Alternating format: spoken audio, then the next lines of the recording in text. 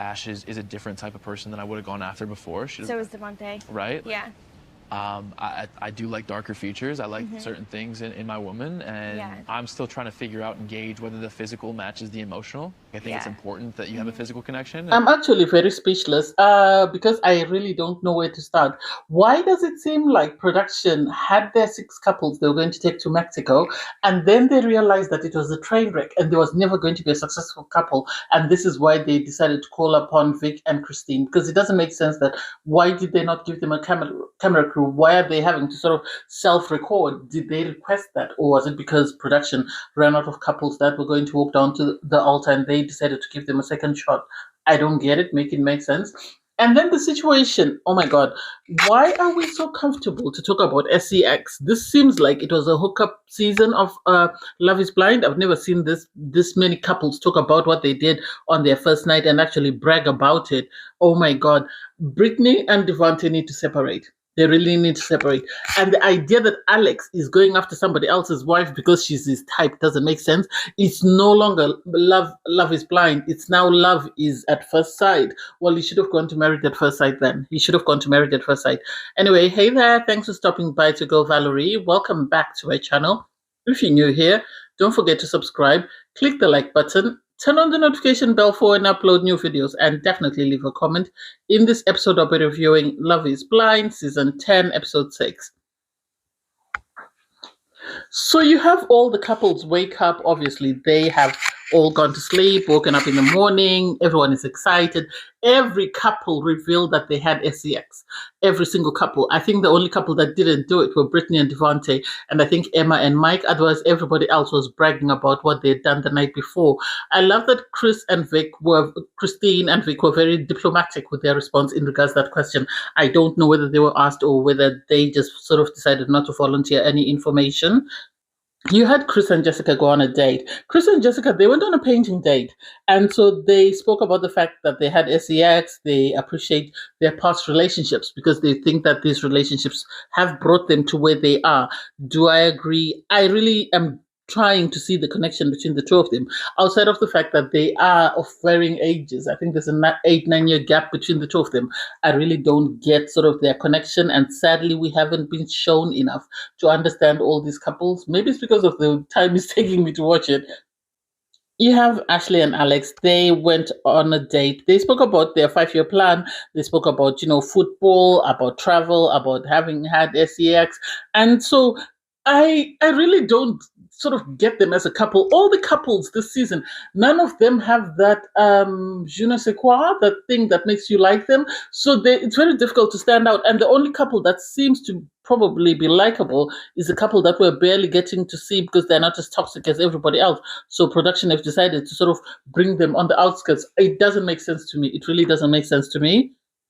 Bree and Connor, they were having a conversation because it was Connor's birthday. So all the couples were going to meet up and celebrate Connor's birthday. And that's when the mess begins, because now people are getting to see the person they were sort of flirting with or chatting with in their pods, most likely their second option, with somebody else. And so it's going to be interesting to see how messy and toxic that is. First up, we had Devonte and Britney. They looked happy. Jessica and Chris really looked cute. Amber and Jordan, I liked them. Emma and Mike. Emma, I'm still side-eyeing because she's just there because she went for her third, if not fourth option, because her first option didn't pick her. As soon as Ashley and Alex walked in, you had Emma say, oh, Alex is very good looking. I think he's a very attractive man. And it's like, oh my God, why? This is a man who turned her down. This is why she's saying that. And because she had 3 guys that she was sort of exploring, and all 3 are there, it was easy for her to sort of gauge to see whether she got the right guy. When Connor and Brie came down, obviously Emma was still in her confessional. She spoke about how it brought up emotions for her seeing Connor. And it's like, yes, it brought up feelings for you, but that doesn't mean he has feelings for you. He is not interested. This is why he broke things off with you. You are not aligned. You want kids. He doesn't want kids. So make it make sense. Everybody else was excited to see the other person. And it was really cutesy because they were having conversations and chats. And I think because of the backlash that participants have faced, this is why people didn't want to have a conversation with their number 2. So they decided to sort of stay as far away from their number 2s as possible because they didn't want to be part of the mess and end up having problems. And it's like, please make it make sense. The guys sat by their own having a conversation, and then the girls sat on their own. The guys were sort of asking, how is your couple going? How are things going? Connor said he doesn't like the fact that Brie doesn't keep quiet, but he loves the fact that she allows him to be himself. So that was a positive.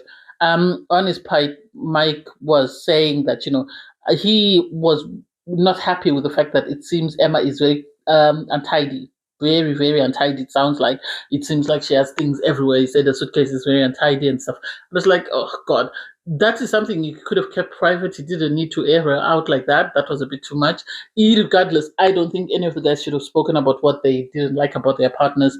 The girls were happy. They were talking about the fact that, some had been physically intimate, and so everyone was in a good space. And it was a very short scene, which leads me to believe that nothing really happened that caused any drama.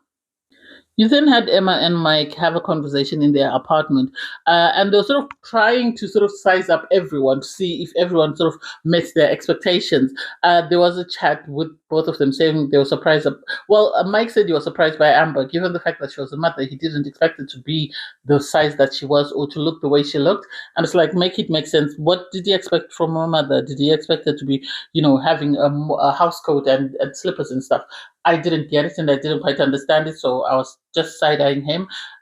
They spoke about the fact that, Mike eventually revealed that he had told the guys that she was very untidy. And it's like, yeah, I get it, she's untidy, but still, there was no need for that.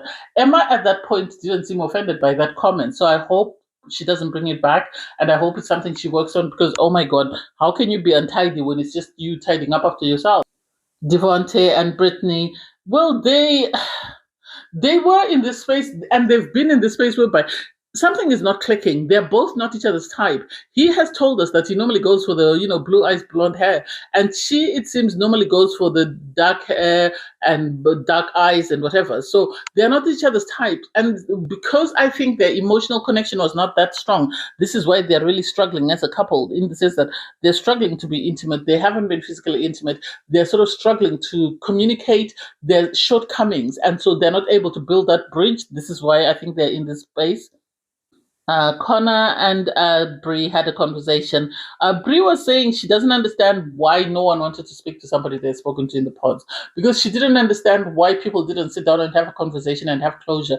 And it's like, I thought Brie had closure when she closed it off with her number two, because she actually told her number two that I am going with my number one. So why she needed the closure, I don't quite get. I understand, but at the same time, I don't understand. I understand that seeing the person and sort of going through or reflecting on the emotions and the feelings that you had for them could be a bit triggering, but at the same time, it's not that deep. You close the door on that person, you told them you're closing the door. So why are you in the space whereby you're, finding it really difficult to understand? So everyone went away in the morning. You had Mike and Emma go on a date. I thought it was cute. I really thought it was cute. Do I see myself there? No. I've been in one of those cable cars. That's enough for me. The height alone would just trigger me and I would fall over. The fact that you're on a bike and you're sort of pedaling yourself across to the other side, oh God, that has my fear of heights and anxiety all over the place. They seem to really enjoy it. They seem to be in a happy space. Although Mike, I think, is just participating because he doesn't want to look like the bad guy in this situation. This is what I get. So you had the rest of the couples go on dates, I think, of things that they liked. Amber and Jordan were on the beach just throwing a frisbee, which was really cute. Jessica and Chris went on a drive, and that I think was more up their speed. Britt and Connor were sort of surfing in sand dunes. Oh God, that was something else. And then you had Christine and Vic. They filmed themselves playing cornball, and it seemed, Vic won and he was excited, and so that was really cute to see. Devonte and Britney, they went on a date. And for me, Devonte and Britney are really triggering me. They're really triggering me because I don't know what exactly they want from one another. It's making me very anxious in the sense that they keep going on about something missing and something not being right and not being able to communicate what they're feeling. And it's like, make it make sense. Really make it make sense. Either the two of you like one another or call it quits.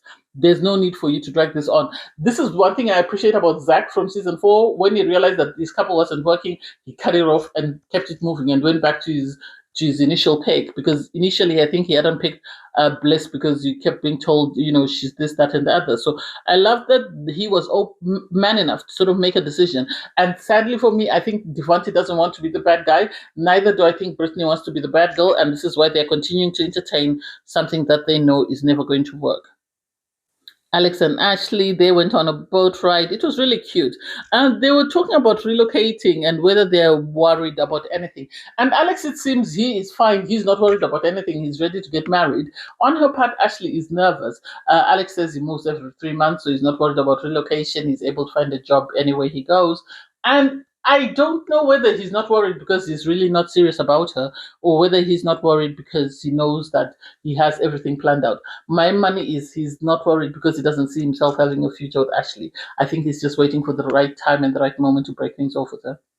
Emma and Mike were in the pool. They were spoke about her untidiness again, and it's like, God, how bad is it? Because he spoke about tripping over her shoes, and it's like, this woman, seriously, you can't teach yourself to tidy up. Make it make sense. Somebody needs to teach you because this is unacceptable. They really did make out in the pool and stuff, and for me, I think a lot of these couples are just checked in just because they have to check in, and they don't want to face the backlash for when they leave the show. Jessica and Chris, they spoke about their age gap, and she was trying to make sure that Chris was happy not to have children because she was worried that his mom might be unhappy that she is too old to have children, so maybe this is why he doesn't want to have children. And it's like, well, this is something you should have discussed in the pods before you accepted each other's proposal. This is something you should have cemented and not waited until you were outside the pod, you'd met the person, you'd been physically intimate, and then decide, oh, what about children? What shall we do in this case? And so I don't know how I feel about them as a couple. Do I think, Chris has the emotional intelligence to sort of cope with her? I do not think so. I really don't think so. So I can't wait to see what happens there. Amber and Jordan, I really don't understand them because she was sort of shaving his back because they were about to go for a beach date or a pool party with the rest of the couples. They are an awkward couple. Do I think he finds her attractive? I don't know. Because it looks like she's had some work done. It really does look like Amber's had some work done. And because of that, she might have some sort of body image issues, but hey. You have all the couples meet up again for a couples mixer. They were all met by the pool. And Brie kept going on and on about, she wants to close the door. She wants to, there's unfinished business. There's unfinished conversations. She feels people should be allowed to speak to their number two. And it's like, what exactly does she want to speak to a number two about? Does she regret picking Connor? Does she feel like she missed the boat when she left out on Chris? I didn't quite understand that. Anyway, she eventually sits down for a conversation with Chris, and she said she wanted to catch up. She just they spoke about their couples and how they feel. Chris says his partner wants validation all the time. On her part, you had Bree saying, the problem with Connor is he's not happy about us having chats with other people. He feels like we should have closed the doors and moved on. And surely that's what you should have done. You had enough time to break things off with Chris. The least you should have done is told him, I'm sorry, but we're done. I'm moving on. Instead of you wasting somebody else's time picking them and then turning around and going, actually, maybe I still need to check that I close the door properly. That's unacceptable. You had Emma sit down for a chat with Connor. I think it was initiated by production because Connor was really upset, and I think it took a lot of persuading from production's part to encourage him to go and have a conversation with Emma.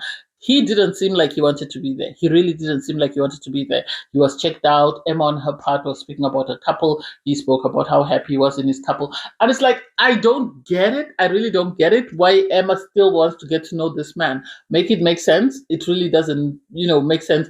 He broke up with you. He chose somebody else. It's okay. Keep it stepping. If you were still hung up on him, you should have not accepted somebody else's proposal. Anyway, they played Never Have I Ever, and it's like, oh my God, the kiddie games that people will play. Everyone was saying what they wanted the rest of the group to find out. That's the impression that I got. Eventually, you had Britney sort of walk off because I think she could see that most couples were being emotionally intimate and at times physically intimate, but Devonte wasn't expressing anything to her. So she went and was just by the snacks table, and then eventually she was joined by Jessica, and they were having a conversation where she said, I need physical intimacy in my marriage to get married. And the problem is, Devonte is not giving me that. I told him that I was open to him having sex with me if that would strengthen our connection. And it's like, oh my God, I really don't get it. I don't understand it. I feel like this man saw her, didn't like what she looked like physically, no matter how stunning she is. And now he's looking for a way to check out. And the only way he can think of is come up with excuses of this, that, and the other. And it's up to her whether she wants to continue to waste her time with him or whether she wants to keep it stepping. Alex then started talking about his type and who he likes in a couple and what he looks for in a partner. He said the person that he normally goes for is someone who looks exactly like Britney. They sat down with Britney. There was a lot of flirting, inappropriate flirting. And I was surprised because I don't remember them in the pods having a conversation. He spoke about how Ashley isn't his type. She spoke about how Devonte isn't her type. And they were sort of talking about how physical intimacy matters in a relationship and how it's important for them to make sure that they are aligned on that.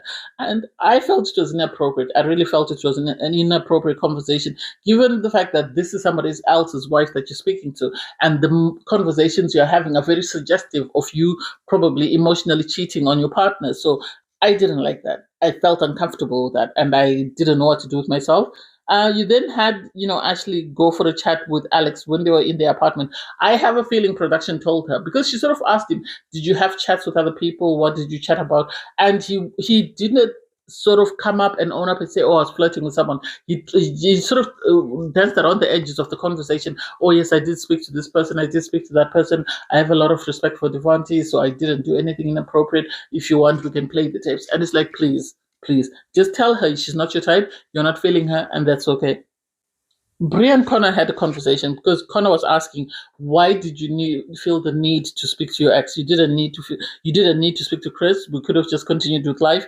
She was appreciative of the fact that he had given her the chance to sort of have one conversation with Chris, but she felt like she needed to have another conversation. And it's like, make it make sense. Why are we continuing to ask for conversations with people that we've moved on from? If we've moved on and we've proposed or accepted a proposal, let us keep it stepping. I don't get it, and I don't understand why Brie feels the need to constantly debrief. I totally agree with Connor that if you've accepted my proposal and if you're saying that I'm your person, then let's keep it at that. Brittany and Devonte had another conversation. It's the same old thing. They were talking about the fact of lack of physical intimacy and why they are continuing to sort of be on this hamster wheel. And it's like the two of you are not being forced to stay here. The two of you are not being forced to stay in this marriage. It seems this man wakes up, as soon as he wakes up, he jumps out of bed and off he goes. And so she's complaining that even if you're saying you're not a late riser, at least come back to bed and have a conversation with me when I wake up. He's saying, "No, I like to read, and that's how I distress or I start my day." And it's like he's looking for anything and every excuse so that he can move on and he can do whatever he wants. I understand, or I suspect, or I think I saw a clip of him with his type.